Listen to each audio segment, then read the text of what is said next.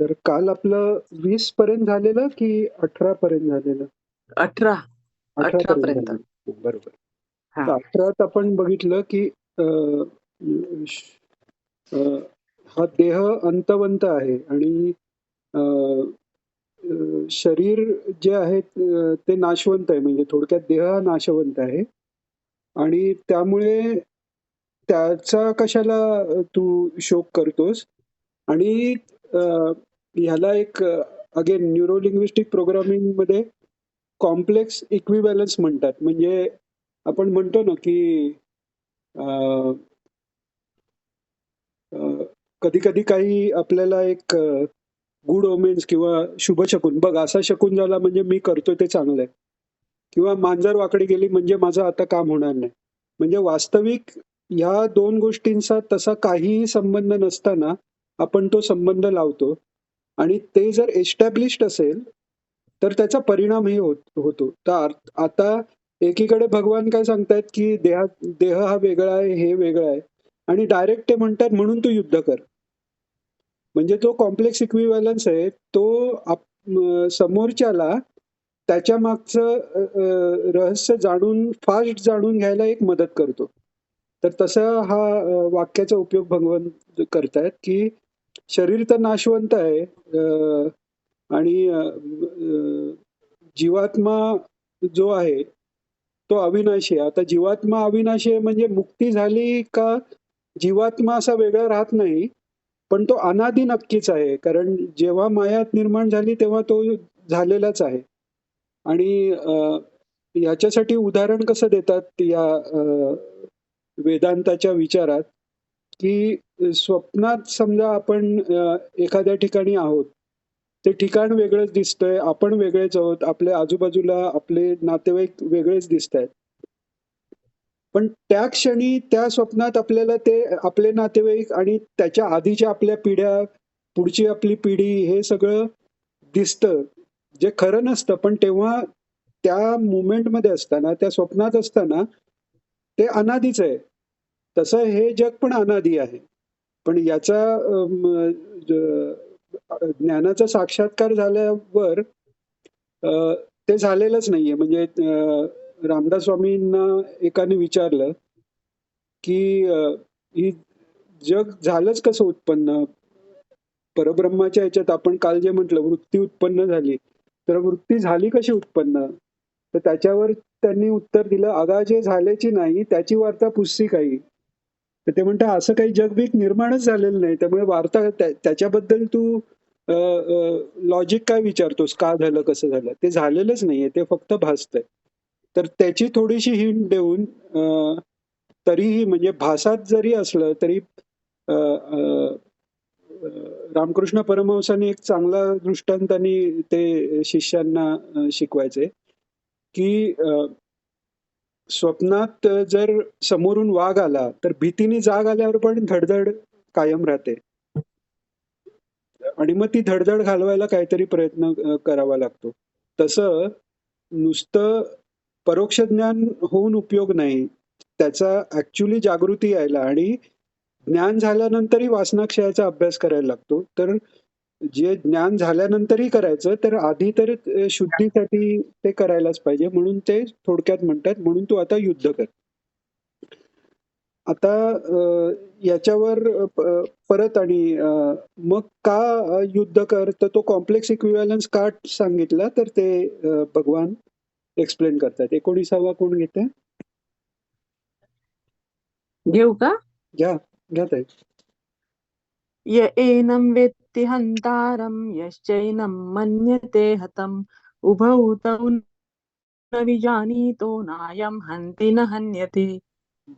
म्हणजे इथे वेगवेगळे एक कॉन्टेक्स्ट त्याच्या समोर आणून कुठे ना कुठेतरी म्हणजे सारखं तू आत्मा आहेस असं न म्हणता आत्म्याला तर हे नाही, आत्म्याला तर ते नाही, म्हणजे तू एक आत्मा आहेस हे एक इनडायरेक्ट वेनी ते परत परत अर्जुनाला सांगतायत आणि तो आत्मा कसा आहे तर तो अ, त्याला मारू पण शकत नाही आणि तो कोणाला मारू शकत नाही कारण तिथे अ, अ, द्वैत नाहीच आहे. आत्मस्थिती जी आहे ती एकच आहे, सिंग्युलर आहे. तिथे भेद नाहीच आहेत. म्हणजे विजातीय भेद पण नाहीत, सजातीय पण भेद नाहीत आणि सावयव भेद पण नाहीत. म्हणजे जसं आपल्याला मनुष्य आणि फळ हा भेद विजातीय, सजातीयमध्ये पण माणूस 2 माणसातला फरक, माणसामध्ये पण हात पाय हे फरक, असे काहीच फरक तिकडे नाहीयेत. त्यामुळे कोणी कोणाला मारणं हा व्यवहारच तिथे नाहीये. आणि म्हणून तो म्हणतो की जो हा आत्मा मेला असं म्हणतो किंवा याला मी मारलं असं म्हणतो. हे हे म्हणणारे दोन्हीही म्हणजे अज्ञानी आहेत आणि कुठेतरी समोरचे पण जे आहेत त्यांच्या इथे पण आत्म्याची अ, अ, आत्मा म्हणून बघण्याची अर्जुनाची वृत्ती ते तयार करतात. म्हणजे तुम्ही शरीराला काय करताय, तर ते शरीर तर पंचमहाभूताचं आहे, ते तर नाशवंत आहेच. त्यामुळे त्याला मारलं ते जगलं काय मेलं काय शोक करायचा नाही सांगितलं. आणि आत्मा त्याच्यापासून वेगळाच आहे, त्यामुळे त्याचा शोक करायचा नाही. हे स्वतःच्या भूमिकेतून तू आत्मा आहेस या भूमिकेतनं पण सांगतायत आणि समोरचे पण आत्मा आहेत. म्हणजे त्यांना मारण्याचा पण काही प्रश्न येत नाही, हे ते सांगतायत. आणि असं का? तर म्हणजे असं का तर 20वा श्लोक येतो तिथे. न जायते म्रियते वा कदाचिन्नायं भूत्वा भविता वा न भूयः अजो नित्यः शाश्वतोऽयं पुराणो न हन्यते हन्यमाने शरीरे. आता यात एक जे अ, अ, आत्मा, परमात्मा किंवा अ, अ, या दोघांचंही बेसिक लेव्हलला जे डेफिनेशन आहे, ते म्हणजे सच्चित आनंद रूप. तर त्या सच्चित आनंद रूपामधल्या या दुसऱ्या अध्यायात अ, जास्तीत जास्त सत या अ, अ, रूपाकडे जास्त रूप पण नाही म्हणता येणार. सच्चिदानंद हे 3 वेगळे नाहीयेत. आपल्याला कळायसाठी आपण 3 शब्द वापरतो. पण ते सत म्हणजे त्रिकालाबाधित सगळ्या कालात असणारं आणि कमी जास्त न होणारं असं. अ, आणि चित्त म्हणजे ज्याच्यात ज्ञान हे आहे म्हणजे ते अ, माया पण अनादी आहे, पण ती अज्ञानमूलक आहे आणि आनंदरूप. तर भक्तीचा म्हणजे ज्ञानमार्गाचा जो आपण म्हणू विकास झालाय, तो सत स्वरूपाला धरून मग चितानंदापर्यंत जायचं असा झालाय. भक्ती ही आहे ती आनंद रूप आहे. ती आनंदाचा विचार करून त्यातनं मग सच्चित मिळतंय असं झालं आणि कर्ममार्ग कुठेतरी चित्त या स्वरूपाचं स्फुरण जे आहे त्याच्या त्याच्या विचारातनं मग पुढे जाऊन आनंद किंवा हे अशा प्रकारे म्हणून हे तिन्ही मार्ग गीतेत सांगितले आहेत आणि हे तिन्ही एकमेकांना पूरक आहेत. कारण अ, कर्ममार्ग हा अल्टिमेट कारक नाहीये. कर्ममार्ग हा भक्तियोग किंवा ज्ञानयोगाच्या आधीची स्टेप म्हणता येईल आणि भक्तियोग हा तिघांनाही पूरक असून त्या म्हणजे तिघांनाही व्यापणारा असा आहे. ते पुढे येईल. पण आता फक्त एक सांगायचं होतं, की सत स्वरूपाकडे लक्ष ठेवल्यावर ते कायम असणं जे आहे, त्यांनी सर्व्हायव्हल मोडमध्ये असल्याने जी अनसर्टिनिटी आहे ते निघून जाते. अ, आपल्यात जी मी असावं ही जी भावना आहे किंवा आपले संबंधी असावेत, ज्याच्याबद्दल ममत्व आहे, ते असावे ही भावना ही ओरिजिनली त्या सत्स्वरूपाचा साक्षात्कार आहे. त्या सत्स्वरूपाची जाणीव आहे. पण ती व्याकृत झालेली आहे. म्हणजे ती बिघडून हे शरीर राहावं असं वाटतंय. जे आत्मस्वरूप मी कायम आहे याचं जाऊन हे शरीर कायम राहावं, माझे संबंधी कायम राहावं आणि तिकडेच भगवान ह्याच्यात अटॅक करतायत. तसं आनंदाचं आहे. आनंद रूप हे स्थायी भाव आहे. त्यामुळे त्याच्याबद्दल प्रेम आहे आपल्याला. म्हणून तो मिळवावा म्हणून आपण मायेच्या राज्यात त्याच्याकरता प्रयत्न करतोय. तर आता पुन्हा हे भगवान सांगितलंय, की तो आत्मा न जायते म्हणजे जन्माला आला नाही. कारण तो कायमच आहे आणि मरतही नाही. कारण तो स्वतःस्वरूप आहे. तसाच तो एकदा उत्पन्न झाला, दुसरा उत्पन्नच होत नाही म्हटल्यावर उत्पन्न झाल्यावर पुन्हा उत्पन्न होणार, परत परत येणार जाणार असंही नाही. आता हे सांगताना भगवान कुठेतरी बाकी जी शास्त्र आहेत, षटशास्त्रामध्ये, नास्तिक आस्तिक शास्त्रामध्ये अ, बौद्ध म्हणतात सर्वम क्षणिकम क्षणिकम, म्हणजे प्रत्येक क्षणाला आपला मृत्यू आहे आणि प्रत्येक क्षणाला नवीन जन्म आहे. आणि मग ते खोडून काढण्यासाठी वेदांत शास्त्र शेवटी आहे. पण चार्वाक शास्त्र म्हणजे मीच शरीर आहे याच्यापासून ते वेदांत शास्त्र, ही सगळ्यांचा समन्वय उपयोगी आहे त्या त्या लेवलच्या आपल्या किंवा लोकांच्या काय म्हणतात त्याला, तयारीप्रमाणे. तर इथे असा काही अर्जुनाच्या मनात जर भाग असला की आत्मा जरी असला तरी तो मरतो आणि पुन्हा येतो, तर तोही जावा, या हिशोबाने हे सांगितलेलं की तो अज आहे, म्हणजे न जन्म ज्याचा नाही, तो नित्य आहे आणि शाश्वत आहे आणि पुराणो आहे. म्हणजे पुराणो म्हणजे अ, अ, जे जे काही आहे त्याच्याही आधीचा असा पुराण तो आहे. आणि अ, अ, त्यामुळे तो मारला जात नाही. शरीराला जरी शरीर मारलं तरी तो काही मारला जात नाही, हे भगवान सांगतायत. आता 21वा. दादा वेदाविना रेकॉर्डिंग नाही केलं. हा, एक मिनिट दादा, विचार. Recording please. काय ताई? रेकॉर्डिंग. हा, आत्ता कालचं ना माझं मी करायलाच विसरलो रेकॉर्डिंग. आत्ताचं आहे चालू. नाही, चालू आहे. हो.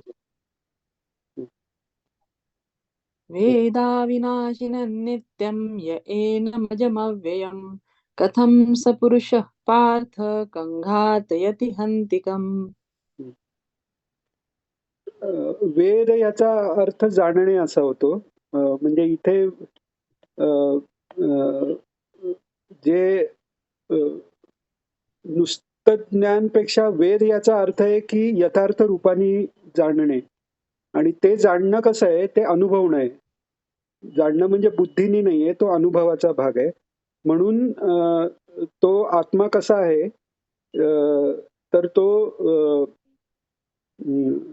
अ, आत्मा नाशरहित, नित्य, न जन्मणारा आणि न बदलणारा आहे. म्हणजे त्याच्यात बदल काही होऊ शकत नाहीत. एकसंग, एक जीव, सर्वत्र सगळीकडे एकाच याने असलेला असा तो आत्मा आहे. त्यामुळे त्याचा नाश होत नाही. सत म्हटल्यावर त्याचा नाश होत नाही. अ, सर्वत्र एकसारखा असल्यामुळे त्याच्यात काही बदल होत नाहीत आणि त्यात क्रिया उत्पन्न होत नाहीत. कारण क्रियेला आवश्यक जे कारण आहे अशी दुसरी काही गोष्ट नाहीच आहे. एकच ते तत्व आहे. आणि हे जो वेद म्हणजे प्रॉपर योग्य रीतीने जाणतो, तो कोणाला ठार तरी कसा मरेल आणि ठार होईल तरी कसा, असं ते म्हणतात. घेऊ पुढचा. हो, 22. वासांसि जीर्णानि यथा विहाय नवानि गृह्णाति नरोपराणि तथा शरीराणि विहाय जीर्णान्यन्यानि संयाति नवानि देहि. आपण जे म्हटलं चार्टमध्ये की या अध्यायातले बरेचसे श्लोक असे आहेत की ते लोकांना माहिती असतात, गीता एकदाही न उघडता. तर यातले हे 22, 23, 24 आहेत.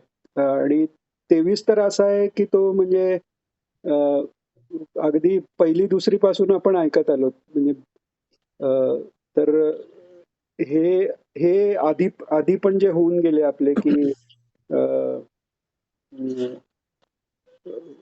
मात्रा स्पर्शास्तु कौंतेय, पुढे स्थितप्रज्ञाच्या लक्षणाचं पण येईल. तर आता पार्थाला त्यांनी सांगितलं की आत्मा मरत नाहीये आणि हे होत नाहीये, काही होत नाहीये. तर अर्जुनाच्या मनात तरी पण समोर दिसणारं काहीतरी माझं जातंय ना. म्हणजे आत्मा जरी शाश्वत सगळ्यात असला तरी जे समोर माझ्या जे दृश्य आहे, जो अनुभव आहे, त्या अनुभवातलं मला प्रिय असणारं काहीतरी जातंय ना. तर त्याच्याकरता भगवान सांगतायत ते जात कुठेच नाहीये. म्हणजे आता समजा एखादा माणूस, समजा एखादा मुलगा, आता एखाद्या आईला छान बाळसेदार बाळ झालं, त्याला दात नाहीये. आता एक दोन एखाद महिन्यानी त्याची वाढ पण झाली आणि त्याला थोडंसं काहीतरी वळता यायला लागलं. मग ती आई रडायला लागते का, की माझं आधीचं बाळ गेलं, आता हे नवीनच कोणतरी आलं? तर तसं होत नाही. कारण हे रूपांतर आपल्याला समोर दिसतंय. तर तसं ही जी रूपांतर आहेत म्हणजे आधी आपल्याला तो येऊन गेला ना, कौमारम यौवनम तो श्लोक येऊन गेला ना आपला? हो येऊन गेला तो. हो हो हो येऊन गेला. हां. तर त्यात जसं सांगितलंय, की 13वा श्लोक आहे तो. 13वा आहे ना? ताई पाठ दिसतंय तुम्हाला. नाही देही पाठ देस्मिन् नाही यथा आहे. देह. हां. तर हे जे मगाशी सांगितले तसं सांगतात, की अ, कौमार्यानंतर तारुण्य हा पण अवस्था बदल आपण आनंदाने घेतो. वृद्धावस्थेचा पण इफेक्ट आपण ॲक्सेप्ट तरी करतो. आणि मरणं फक्त ॲक्सेप्ट करत नाही, कारण ते ट्रान्झिशनच्या वेळी अ, होतं तेच. पंचमहाभूतातनं एका पंचमहाभूताच्या देहातनं दुसऱ्या पंचमहाभूताच्या देहात जातो. मध्ये टेम्पररी सूक्ष्मदेह तरी त्यात पण पंचमहाभूताचे अंश असतातच. सत्वांश असतील. तर तेही ट्रान्झिशन आहे आणि ते कसं ट्रान्झिशन आहे? आणि ते चांगलं कसं आहे? कारण वृद्धावस्था ही आपण वाईट होताना दिसलेली आहे. त्यामुळे कोण म्हणेल, की ठीक आहे पहिलं ट्रान्झिशन आनंद देणार आहे तारुण्यापर्यंत, नंतरचं दुःख देणार आहे. तर हे परत आनंद देणार आहे सांगण्याकरता म्हणतात, की जशी जीर्ण झालेली वासांसी, वास म्हणजे वस्त्र. अ, अ, जी जीर्ण झालेली वस्त्र आपण टाकून जशी नवीन घेतो, तसं जीर्ण झालेलं शरीर आपण टाकून नवीन देतो. म्हणजे हा आनंद सोहळा आहे. हे दुःख नाहीये, हा आनंद सोहळा आहे. अशा पद्धतीने एक वेगळ्या प्रकारे ते त्याच्यासमोर सांगतायत. आणि पुन्हा मग ते मुद्द्यावर येतायत आत्म्याच्या बाबतीत. आणि हा सर्वात फेमस गीतेतला श्लोक येतो तिथे. नैनं छिन्दन्ति शस्त्राणि नैनं दहति पावकः न चैनं क्लेदयन्त्यापो न शोषयति मारुतः. हां. आता अ, इथे नैनं छिन्दन्ति शस्त्राणि नैनं दहति पावकः याचं फक्त शस्त्रांनी त्याचं हनन होऊ शकत नाही किंवा पावकानी म्हणजे अग्नीनी तो जळू शकत नाही किंवा पाण्याने न न चैनं क्लेदयन्त्यापो न शोचयति मारुता हे सांगितलंय. पण याच्यातलं इंटरनल मिनिंग असं आहे, की पंचमहाभूतातली जी 4 महाभूत आहेत, त्याच्यात काहीतरी क्रिया आहेत. पृथ्वी, आप, तेज, वायू याच्यात काहीतरी क्रिया आहेत. तर त्या क्रियांनी सगळी परिवर्तनं होतात. तर ती जी पंचमहाभूतं आहेत, त्या पंचमहाभूतात होणाऱ्या क्रियांचा या शरीरावर काही परिणाम होत पंचभूतातल्या या 4 भूतांचा काही परिणाम होत नाही आणि आकाश तसंही काही स्थूलावर परिणाम करणारा किंवा इव्हन सूक्ष्मावर परिणाम करणारं अपॅरंटली नाहीये. अपॅरंटली म्हणतो कारण वरच्या लेव्हलला सूक्ष्म याच्या लेव्हलवर त्याचाही काही भाग येतो. पण ते कुठेतरी त्या अर्जुनाला जाणून देतात, की पृथ्वी तत्वाच्या कोणत्याही गोष्टींनी, आपतत्वाच्या, वायू तत्वाच्या, आकाश तत्वाच्या कोणत्याही तत्वानी तो आत्मा मारला जाऊ शकत नाही किंवा त्याचा नाश होऊ शकत नाही. कारण का? तर 24वा श्लोक. अच्छेद्योऽयमदाह्योऽयम् अक्लेद्यो शोष्य एव च नित्यः सर्वगतस्थाणुरचलोऽयं सनातनः. आणि ह्याचं एक हे असं परत सांगण्याचं कारण आहे, की तो अच्छेद्य आहे. म्हणजे त्याचा छेद होऊ शकत नाही, दाह होऊ शकत नाही, तो ओलावू शकत नाही किंवा शोषला जाऊ शकत नाही. कारण तो नित्य सर्वगत म्हणजे नित्य म्हणजे सत्स्वरूपाला कायम तसंच आहे. सर्वगत म्हणजे सर्वात असलेला, स्थाणू म्हणजे स्थिर आहे तो त्याच्यात म्हणजे एकदम खंबीर भक्कमरित्या खंबीर आहे आणि भक्कम असलेली गोष्ट पण काही हलू शकते ना, म्हणजे एक स्ट्रॉंग पुरुष पण भक्कमपणे हे करेल, तर तो अचलपणे म्हणजे त्याच्यावर होणारे आघात त्याच्यावर होतच नाही. त्यामुळे तो भक्कम आणि स्थिर दोन्ही आहे.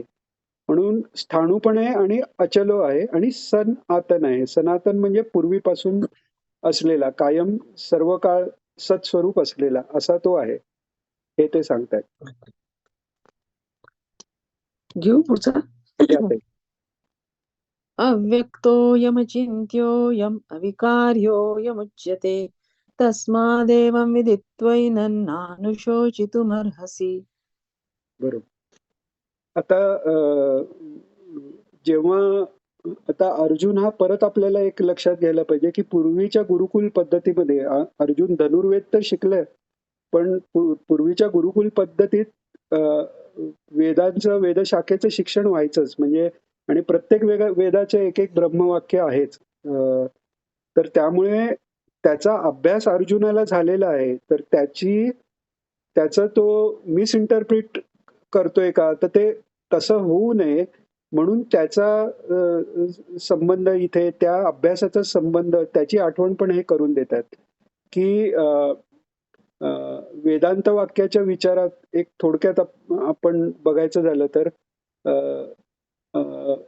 तत्त्वमसी हे ब्रह्मवाक्य घेतलं तर तत् म्हणजे परमात्मा आणि त्वम म्हणजे तू जीव, म्हणजे तो परमात्मा तोच तू जीव आहे. आता हे लिटरली घ्यायचं नाही. म्हणजे त्याच्यात वेगवेगळ्या लक्षणा, जहल लक्षणा वगैरे ते बराच डीप टॉपिक आहे की लिटरली ते न घेता त्याचा लक्षार्थ घ्यायचा असतो.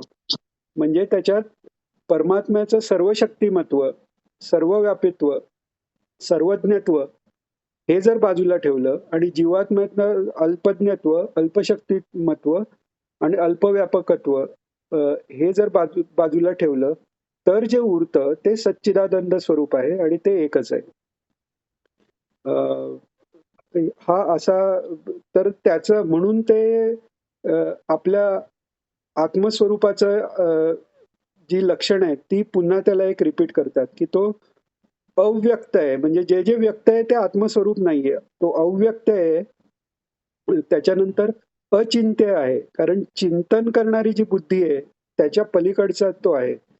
चिंतन जिथे संपतं तिथे तो अनुभव, तो ऑलरेडीच आहेच तो अनुभव. आपण सत्स्वरूपच आहोत, कायम मुक्त आहोतच.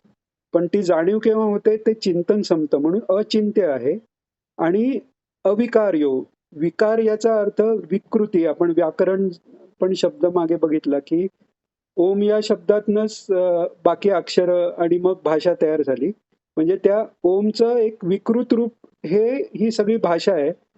त्याचे नियम म्हणून व्याकरण, ते कसं विकृत रूप झालं तर असं. त्यामुळे हे विकृत याचा अर्थ तत्वज्ञानाच्या दृष्टीने पण लिटरली विकृत आहे, कारण सच्चिदानंद स्वरूपापेक्षा वेगळं आहे. पण आपण जे विकृती म्हणतो तशा अर्थाने ते नाहीये, ते म्हणजे एक रूपांतरित झालेलं असं. तर ती त्याचं रूपांतरही होत नाही, ते कायम एक जसं आहे तसंच कायम आहे हे सांगितलं. 26. अथ चैनं नित्य अथ चैनं नित्यजातं नित्यं वा मन्यसे मृतं तथापि त्वं महाबाहो नैवं शोचितुमर्हसि. आता इकडे म्हणजे एकीकडे आता ही भगवंतांची पोझिशन पण एकदम काय म्हणतात त्याला, कॉम्प्लेक्स सिच्युएशन मध्ये त्यांना अर्जुनाला मार्गदर्शन करायचंय. म्हणजे एकीकडे त्यांना ज्ञान पण सांगायचंय आणि खरं तर ज्ञान झाल्यावर कर्म शिल्लकच राहू शकत नाही. आत्मज्ञान खरंच झालं तर तो निर्विकल्प समाधीत जातो आणि त्याच्याकडनं काही कार्य होऊ शकत नाही. म्हणजे कुठेतरी त्याला कर्माला बांधून पण ठेवायचंय, पण त्याचा परोक्ष ज्ञानाने मोह घालवायचा आहे भगवंतांना इथे. म्हणून आता इकडे संबोधन ते काय घेतात की महाबाहो, म्हणजे एक मधला त्यांनी एक संबोधन शोधलं की महाबाहो म्हणजे त्या बाहूंमधले गुण पण आले, म्हणजेच अर्जुनामधले गुण आले. की महाबाहू म्हणजे नुसताच काय म्हणतात त्याला, हात त्याचे लांब आहेत, अजानुबाहू आहे असं अर्थ नाहीये. महा म्हणजे बाहूंनी जे करता येईल त्याच्यात महा, म्हणजे इतकं श्रेष्ठ त्याचा पराक्रम आहे. पण हे महाबाहो म्हणजे हे कोणतं तरी अंग आहे, तू नाहीयेस, ही पण जाणीव आहे. म्हणून इथे पार्थ म्हणत नाहीयेत, इथे काही म्हणत नाहीयेत. ते त्याच्या एका अवयवाचे, म्हणजे जसं तू अर्जुन याला देह समजतो, त्याचे जे बाहू हे अवयव आहेत आणि त्याचे काही गुण आहेत, तसं आत्म्याच्या वर हे अधिष्ठात जे देहाचं झाले त्याचे काही गुण आपल्याला दिसतात आणि मग ते जायते म्रियते हे त्याला भासतंय आपल्याला. हे त्यांना कुठेतरी सूचित करायचंय आणि म्हणून ते म्हणतायत की जी मगाच्या शंकेने त्यांनी एक सांगितलं ना की आत्मा परत परत जन्म घेतो असं अर्जुनाला वाटत असेल तर तो डाऊट ते इथे सरळ त्याच्याच प्रश्न अझ्युम करून प्री सपोज म्हणतात त्याला, की असा प्रश्न त्याला असेल तर त्याचं हे उत्तर. म्हणून ते म्हणतात की जरी तू आत्मा म्हणजे जीवात्मा असं ह्याला जर तू आत्मा म्हणालास की सगळे संस्कार घेऊन जाणारा, तर तो जन्मतो आणि मरतो त्याच असं जर तू म्हणाला असलास तरी त्याच्यासाठी शोक करायचा गरज नाहीये. कसं ते आता 27व्या याच्यात.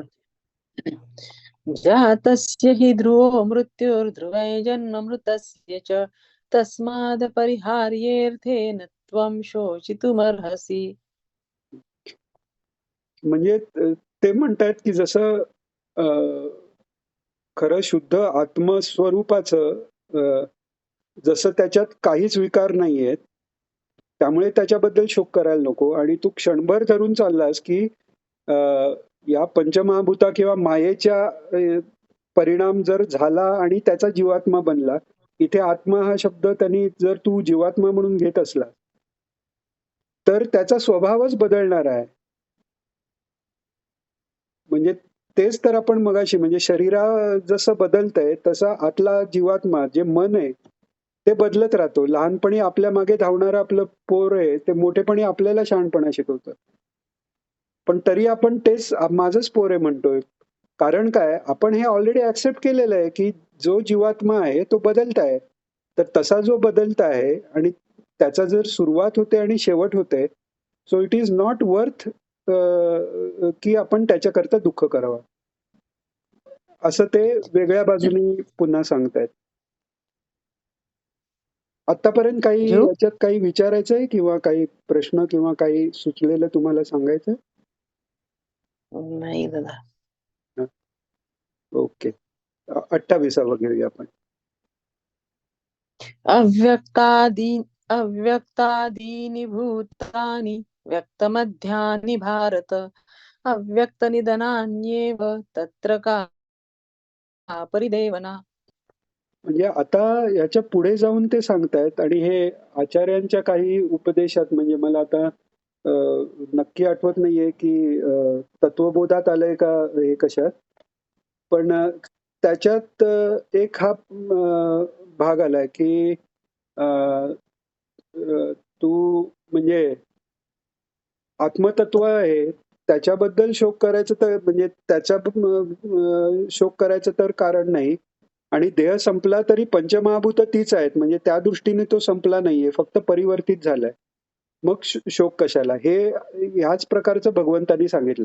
आता त्याच्याही पुढे जाऊन भगवंत म्हणतायत की शुद्ध आत्मा जो मला माझ्या आत्मा शब्दाला अभिप्रेत आहे तो सच्चिदानंद आहे, हे तू नाही घेतलंस तरी जीवात्मा म्हणून तू आत्मा घेतलास तरी तोही अव्यक्त असतो आणि शेवटी पण अव्यक्त होतो. मध्ये थोडा वेळ काहीतरी तो आपण व्यक्त झाल्यासारखा तो भासतोय.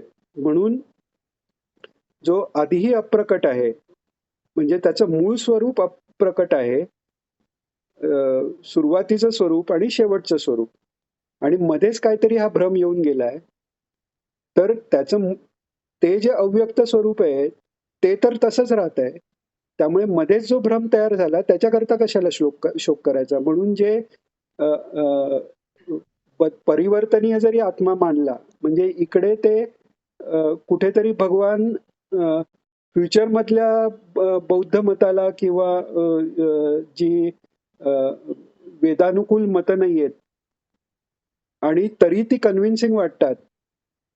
त्यांचं पण हरण आत्ताच भगवानांनी केलंय. म्हणजे फक्त अर्जुनाचा नाही, आपलाही काही असा भ्रम कोणाचा तयार झाला वेगळी हे वाचून, तर ते पण भगवान हे करतायत. कारण ही गीता सांगितलीच आहे कलियुगासाठी.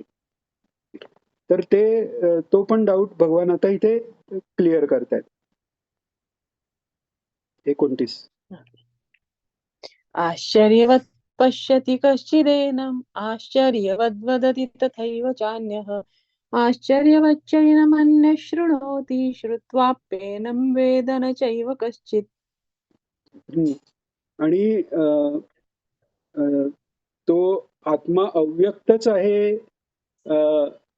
याची पुष्टी द्यायला ते सांगतायत की जसा तू आता धर्माचा एक धर्मातल्या काही वाक्यांचा आणि काही कन्सेप्टचा उपयोग करून हिंसा कशी चांगली नाही हे पटवायचा अर्जुनाने प्रयत्न केला. म्हणून ते सांगतायत की वेदात असो किंवा पुराणात असो, जेव्हा आत्म्याचं वर्णन आहे तर ते शेवटी वेदात म्हणतात ना, नेती नेती, म्हणजे असा असा आत्मा आहे पण असाही नाही, याच्यापेक्षाही वेगळा आहे. आणि फक्त वेद चंद्रशाखा न्यायानी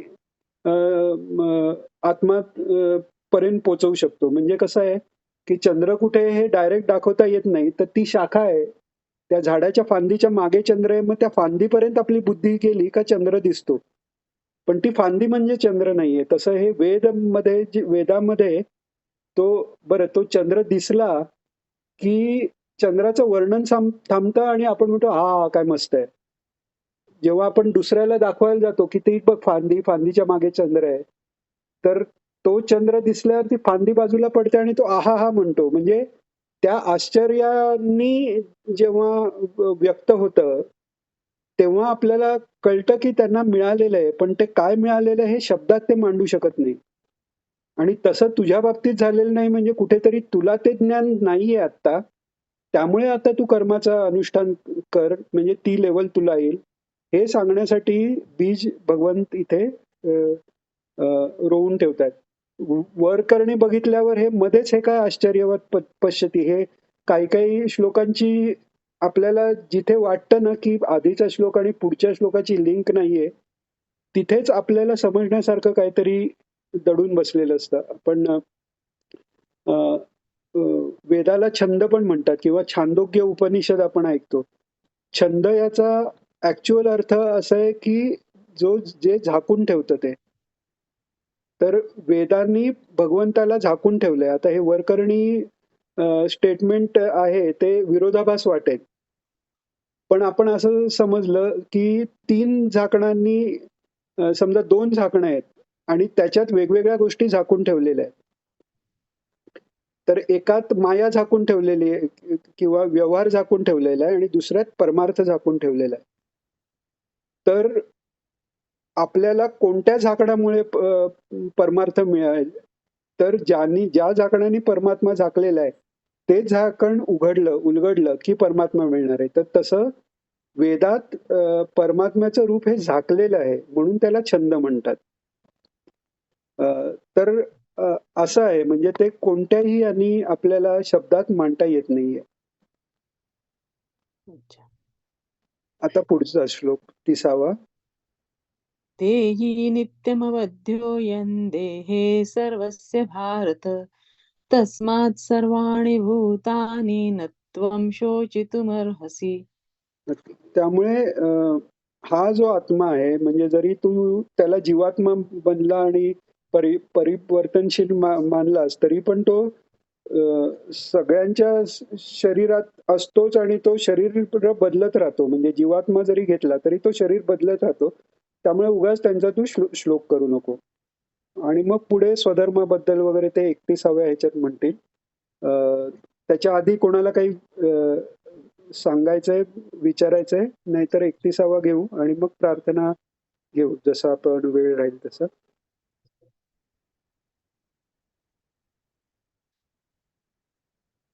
ठीक आहे, 31वा घेऊया ताई.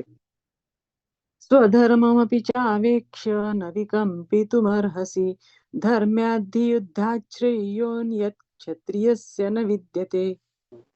म्हणजे आता भगवान सांगतायत, आता स्वधर्म बघून सुद्धा तुला जर भीती वाटत असेल, आता मी तुला स्वधर्माची जाणीव करून दिली, पण तरी पण तुला त्याच्याबद्दल भीती वाटत असेल, तर तुला एक सांगतो की त्याचं आचरण केल्याशिवाय तरणोपाय नाही. आणि ही फॅक्ट आहे, कितीही कोणी अधर्म केला तरी कधीतरी कोणत्या तरी जन्मात त्याला धर्मापर्यंत जावंच लागतं आणि पुढे मुक्त व्हावं लागतं. त्याला अनंत जन्म लागतील का लिमिटेड जन्म लागतील ही गोष्ट वेगळी. तर त्यामुळे तू श्रेयाचा विचार करतोय, तर तो श्रेयाचा विचारासाठी हाच एक श्रेयाचा विचार आहे की आपलं कर्तव्य कर्म करणं. 32वा. अच्छा. यदृच्छया चोपपन्नं स्वर्गद्वारमपावृतं सुखिनः क्षत्रियः पार्थ लभन्ते युद्धमीदृशम्. आता याच्या अर्थात बऱ्याच वेळा आपल्याला असं येतं, आता इथे मी जे समोर ठेवले त्यात पण अर्थ असा आलेला आहे की आपल्या समोर अनायसा जे उघडून आलेलं स्वर्गाचं दार आहे ते भाग्यवान क्षत्रियांनाच लाभतं. तर त्याचा अवेअर तू करू नको.